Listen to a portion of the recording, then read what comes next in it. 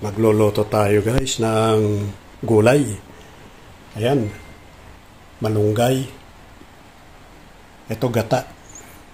Gata ng nyug. Ito, meron ako ritong luya, sibuyas, bawang. Iiwain ko pa yan. Ito, papaya. Kaya lalagyan ko ng gata yung papaya. Sarap nito. Tapos with sili.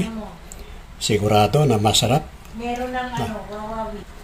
Yan ang aking lulutuin. Gulay, papaya, malunggay with chicken ang sasawag ko. Ayan. Tinanggalan ko ng balat para sure na hindi mataba yung balat.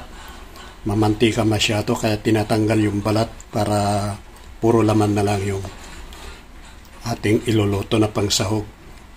Yan ang pangsahog ko sa gata.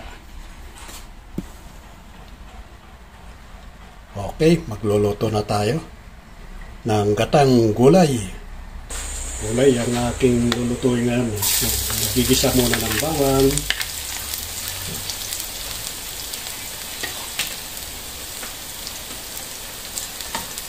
Tapos na yung luya. Yan. Yan kapag may luya, yung ating linulutong gata para mabango yung ating gatang gulay.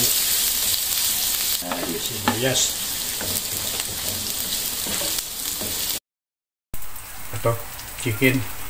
Yung pakpak. Kailangan ipiprito muna natin.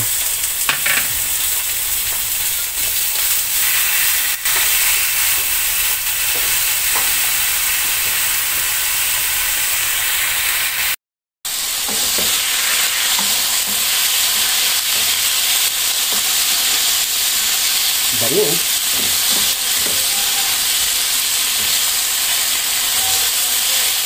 Iprito natin ng saglit. Naka.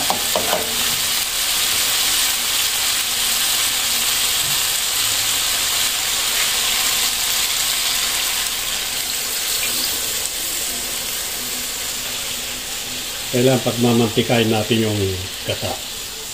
Yung malapot na siya. Tatakpan muna natin to. Pakukulay na gusto.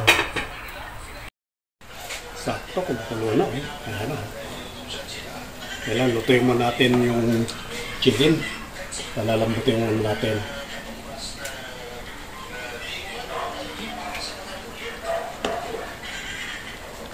Patis ang ilalagay natin na panimpla. Ayan guys, hindi asin, patis ang ating ilalagay. Isang scoop lang. Ngayon, lalagyan natin ng pampasarap, magic sarap.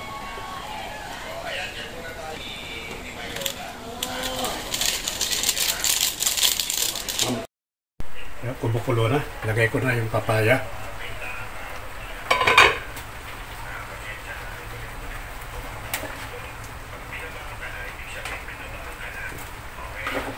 Wow, ayan guys.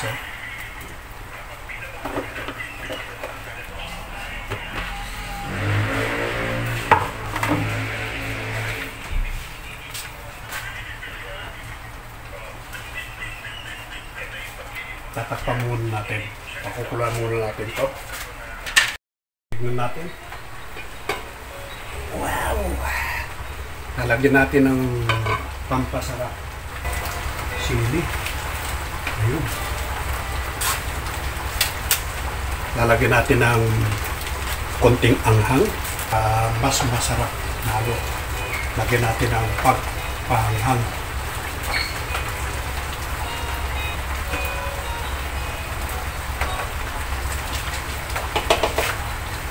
Ayan, sobrang vitamina dito guys. So, malunggay. Dami ito. Tama lang na lalagyan ko ng malunggay.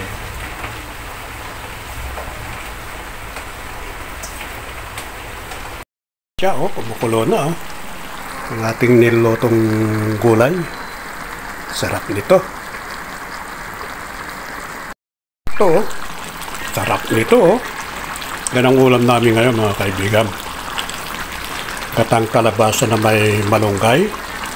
Tapos ang sahog niya hindi baboy kundi yung chicken. Approve na to, luto na talaga.